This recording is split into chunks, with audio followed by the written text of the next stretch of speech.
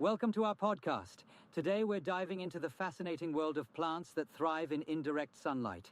It's amazing how many options there are for indoor gardeners without bright windows. Oh, absolutely. I've always wondered, why do some plants prefer indirect light over direct sunlight? Well, indirect sunlight is like a gentle hug for plants.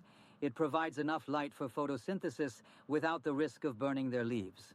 That makes sense. So it's less intense and safer for certain plants? Exactly. Plus, there are different types of indirect sunlight: diffused, reflected, and shaded. Right. Each one affects plants differently. Can you break that down a bit? What's the difference between them? Sure. Diffused light is when sunlight scatters through something like a sheer curtain. Got it.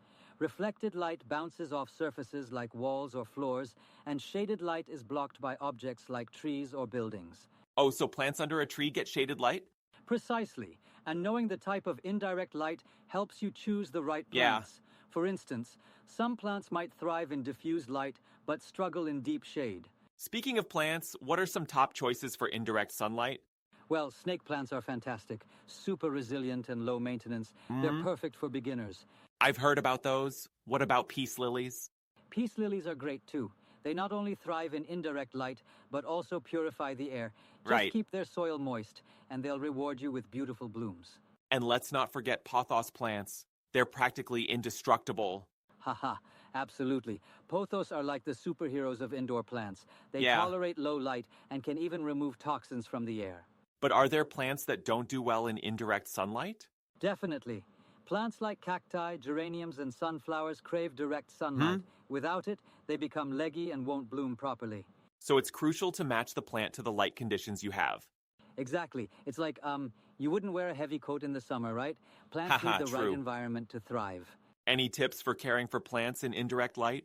One key tip is to avoid overwatering. Right. Since the soil doesn't dry out as quickly, it's easy to give them too much water. And what about fertilizing? Should we adjust that too? Yes, plants in indirect light grow more slowly, so they need less fertilizer. Over-fertilizing can actually harm them. I've noticed some of my plants leaning towards the light. Is that normal? It is.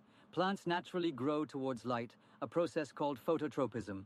Interesting. Rotating your plants occasionally can help them grow evenly. Speaking of light, can we increase indirect light somehow? Absolutely.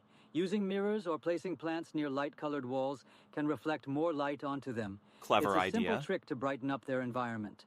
You know, earlier you said plants can adapt. Does that mean any plant can adjust to indirect light over time? Well, some plants can adapt, but not all.